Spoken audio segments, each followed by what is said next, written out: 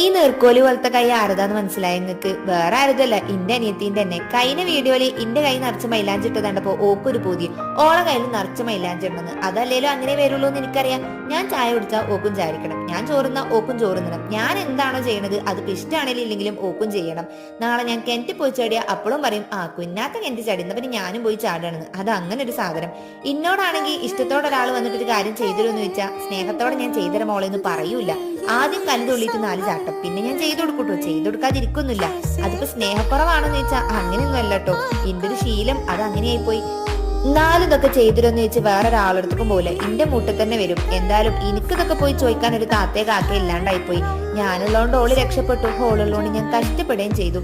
ഏതായാലും ചെയ്തു വന്നപ്പോ നമ്മുടെ ഫൈനലിക്ക് ഇതുപോലെ ഉണ്ടായിരുന്നു കേട്ടോ. ഇടയിൽ ഓളന്ന് കടന്ന് ഉറങ്ങി. അതുകൊണ്ട് അവിടെ ഇവിടെയൊക്കെ കുറച്ച് നാശിക്കണം. എന്നാലും ഒപ്പിച്ച് ഞാൻ അഡ്ജസ്റ്റ് ചെയ്തിട്ടുണ്ട്. അപ്പൊ ഇഷ്ടപ്പെട്ടാൽ ലൈക്ക് ചെയ്യാനും ഷെയർ ചെയ്യാനും സബ്സ്ക്രൈബ് ചെയ്യാനും മറക്കണ്ട കേട്ടോ.